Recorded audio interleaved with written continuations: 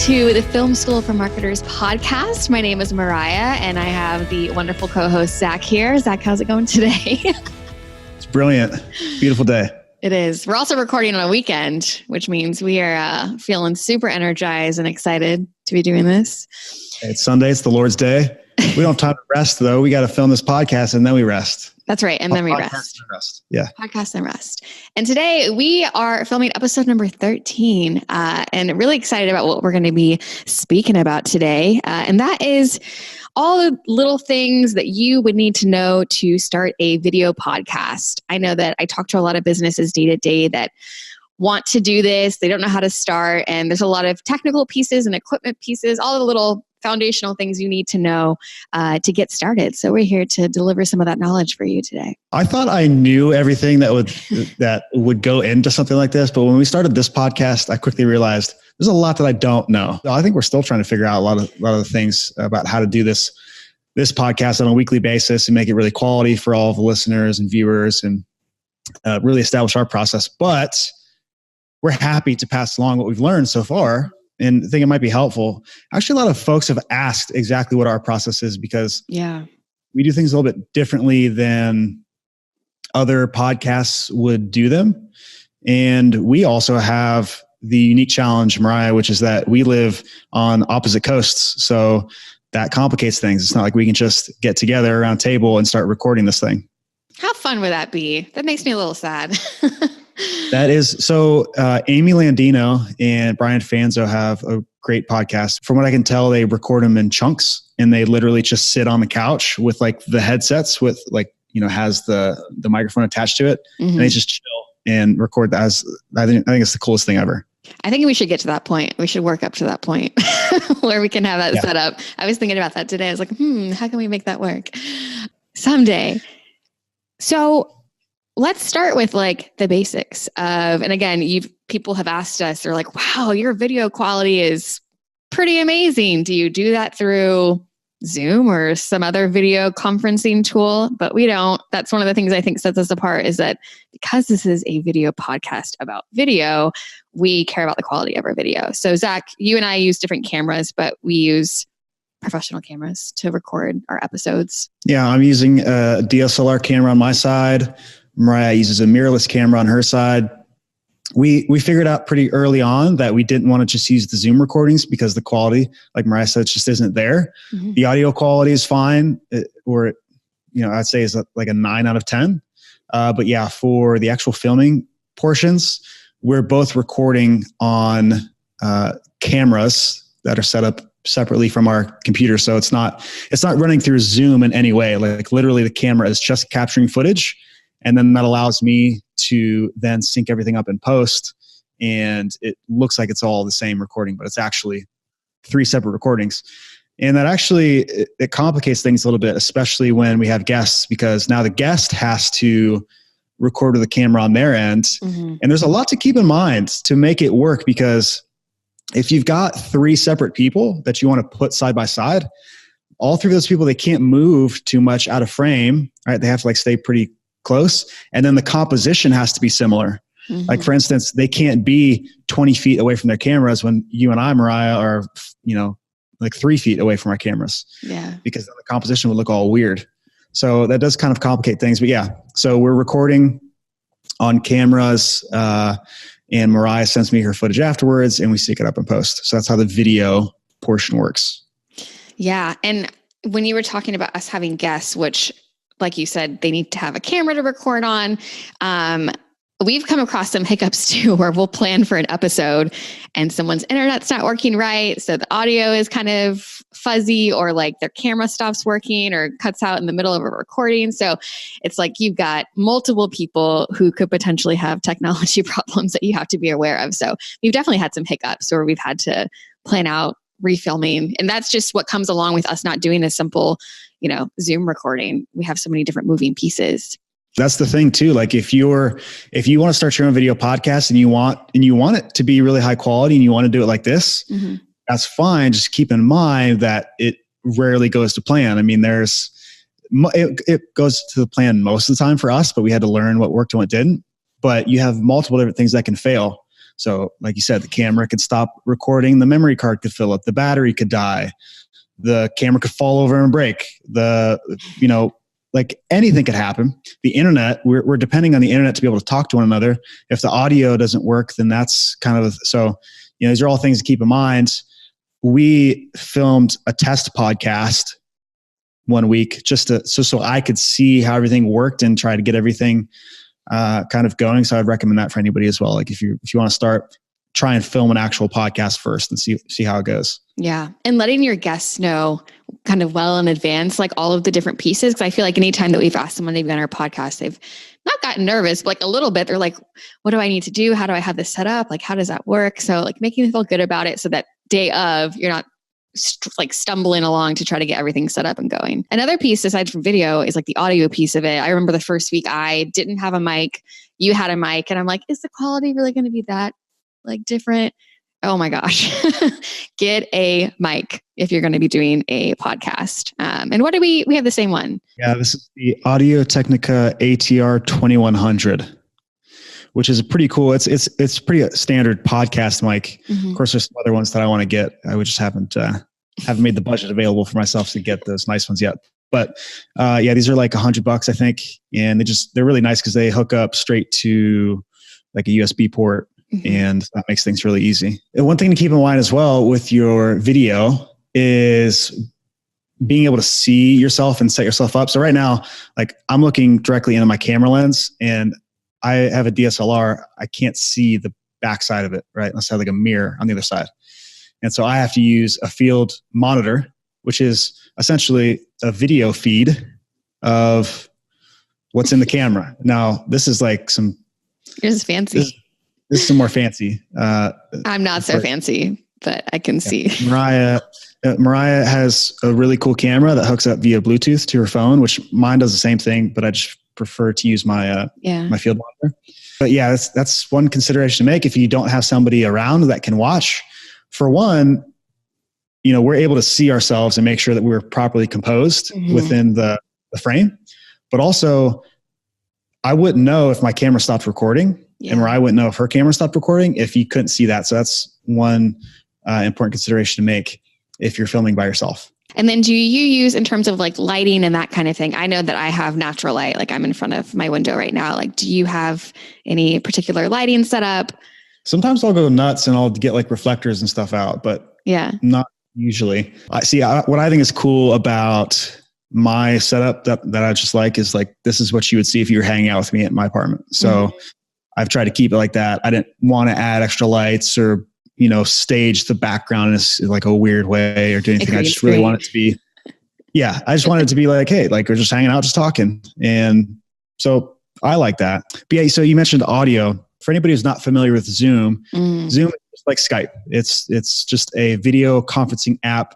We used it at Impact for all of our meetings and everything. Everything's through Zoom. And so you can record your Zoom meetings. So you can record the video and audio. It made the most sense to me when we started this to just record the Zoom audio. So we both bought these mics and the quality would be better, but it would be recorded through Zoom. Mm-hmm. And so one thing that I learned though pretty quickly, if you go and listen to the first couple episodes of the podcast, if Mariah was saying something and I was saying something as well, it, for some reason, always chose me. It wanted to duck my voice to yours. I'm not sure why. Maybe it's a sign of some sort. But it would always duck my audio because I think it's just like a piece of the technology of the application that will, it doesn't want people fighting over each other. So it'll give one priority. So we realized that what we needed to do was tell Zoom to record each panelist separately, which is what we do now. Yeah, because we have such an issue just talking over one another. So yeah, it's usually when I tell a bad joke. And I just ignore it. You didn't say anything. I'll save you. So Zach is amazing and that he is one who edits these podcasts. And I have made it a goal for myself to be able to pitch in and do that. I need to get on it.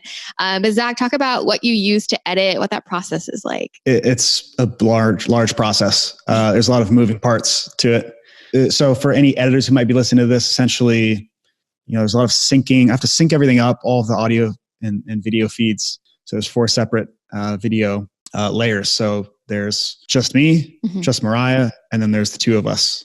And so then, as I'm making my trims and everything, I'm just like hiding different layers. And so you're only seeing things, at certain times. After I sync everything up, I listen to the whole episode. So most of our episodes are like 20 minutes. So it takes me about 20 minutes just to listen to the whole thing all the way through. And then I'll go back and I'll start to make cuts. And sometimes, not usually, but sometimes I'll move the sequence of what we talked about around a little bit if it would listen better a certain way. But usually I'm just like cutting out any awkward silences or moments where Mariah and I are just staring at each other and no one's saying anything.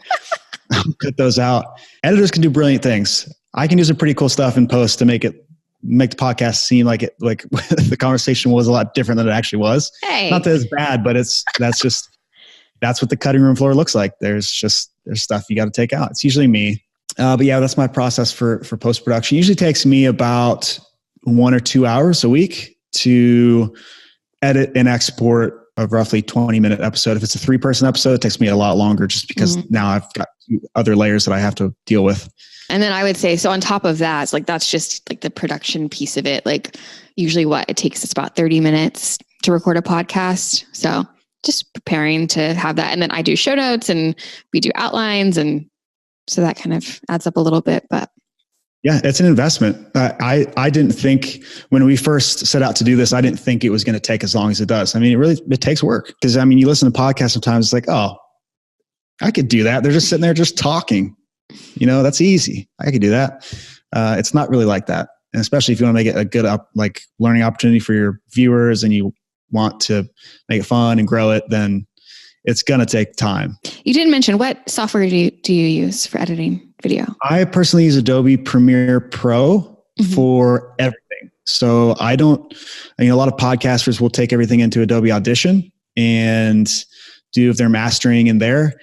I don't do that only because that adds an extra step. I have a lot of the audio post-production that I'm doing, audio mastering and things. I have a series of effects that I apply. It's kind of just like a template. Every week I can just apply the same effects because there's very little variables. Awesome. So taking it back to like when we first were like, let's do a podcast, and we were figuring out like the intros and the music and all of those different pieces, like you totally took that and ran with it. So I love that. That's like my favorite part of any project. When we first started, what were like the first pieces that you tackled to make sure that we had the intro and all of the foundational pieces in place? I think it's like approaching any great video project. I want to know what's this going to feel like? What's the emotion? What's the mood? What's the energy like to this project? And so sometimes when I'm doing any video project, I'll start with music because the music dictates so much of what that feeling is going to be. So I kind of looked at this podcast as the same thing. How do we want every episode to begin and end? Like, what does it feel like? What does it sound like? We had started working on a script that we were going to have, hey, welcome to the Film School for Marketers podcast, brought to you by Impact. This is what we talk about every week. And I messed around with that a little bit, but I realized that I didn't want that. Just didn't feel like it was necessary. And it just feels a little bit sterile and cookie cutter. It's what everybody does. And so then the next most logical thing I had to do is create our logo bumper, which took me a long time to make because I'm not a motion graphics artist. I've never said I was a motion graphics artist. I've never claimed to be. I don't like working in Adobe After Effects. Don't hurt me, any videographers out there who are all about After Effects, but it's just not my thing. But I spent an entire weekend making our logo bumper. So once we had those assets done, I felt like, okay, I understand what the mood is for this. I understand kind of the big idea. Mariah and I were both in agreement of like whatever, I sent Mariah everything that I was working on. So it's not like I made all these decisions. I got no choice in the matter. I'm just kidding. No, it was like really important that we were both thinking the same thing, both, feeling the same way about it. We made the album art, and when we made the album art, that's when it was like, okay, this is real. Yeah. This is a real thing. Just like our 2 pictures and the Film School for Marketers podcast, it was like, okay, cool. And that was it. Like that was all the branding that we really had to do. Yeah. And then we did the promo video, which actually when we got that and shared it on social, like I feel like we got a lot of traction, a lot of people who were sharing it. And so I would say that's another piece to kind of think about is filming like a promo that you can use, or taking your video podcast, cutting it up and sharing those, which we were just talking about how we should do another episode on the actual promotion piece of it, and kind of expanding the podcast brand. Yeah, we have a long way to go in promoting this podcast. You know, just like I said earlier, it's a lot of work. Mariah and I both have full-time jobs. This isn't our job to create the podcast. It's something that we're fortunate we're part of a company that gives us the resources that we need to produce this kind of content. It is very difficult. Like if you're considering doing this for your own organization, like you're going to need resources, you're going to need time.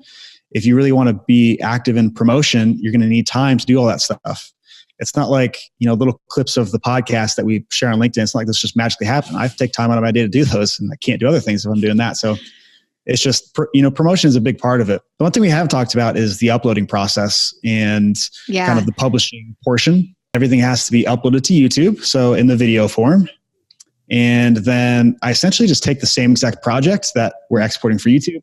I export that for in an MP3 version, and that gets uploaded to a service called Libsyn, which is pretty neat. It's Libsyn, and that handles all of the publishing to iTunes and Spotify and Google Play. It gives us the little embed code that we're able to put in the show notes. And so basically all of the audio stuff that goes out to all the major publishing platforms, with the exception of YouTube, is done through Libsyn. And that's like $15 a month or something. It's really cheap service, really easy to use. And you literally go in there, you punch your title and everything in, you hit publish, and it goes out to all these major platforms. It's really easy once you have it set up. To bring this home, if you're thinking about starting a video podcast specifically, so we've talked about kind of just general things about podcasting. If you want to start a video podcast specifically, I'd say your first thing you need to figure out is what is the tolerance of quality that you'd like to have, because technically you could record what we're doing right now over Zoom. It would look fine. It's not that it looks bad. Yeah. It just doesn't look amazing.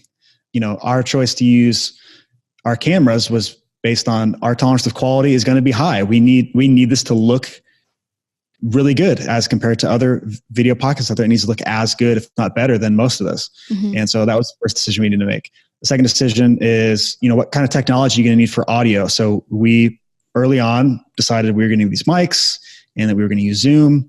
And so that was like the second thing. You know, all your other considerations really are branding and what you want the show to be and not want it to be, which is something we'll cover later on in a you know, separate episode, things to keep in mind when you're branding a series or a podcast or something like that. Because there's a lot of stuff that went into that too. There's a lot of creative decisions you have to make. If you guys enjoyed this episode, which I hope that you did, go ahead, subscribe to our podcast, iTunes, Spotify, whatever you listen to, YouTube. If you're watching us, hit subscribe, hit like, leave us a comment. We would love to engage with you even more and hear your thoughts. Or if you are interested in starting a video podcast and you have some questions, we are here to help support you. And bonus, got two bonus items this week. Ooh. One is Kathleen Booth, our VP of marketing here at Impact, wrote an amazing article. She interviewed all the folks that have podcasts here at Impact, because we have I don't know, 6 or 7 podcasts here. It's incredible. Mm-hmm. Interviewed all of them, and including Mariah and I, and asked kind of just what their advice, their do's and don'ts of podcasting would be. We'll drop that in the show notes. That's a really cool article. Second thing is, if you're interested in the equipment that I use on my side of the Film School Marketers Podcast, we'll put a link in the show notes as well. You can see all the equipment that I use in case you're in the market for anything like that. And so we hope that stuff helps you out. As Mariah said, hit us up if we can do anything else for you. We hope you come back and tune in next week. We've got new episodes every single Tuesday. And until we see you next time, keep learning.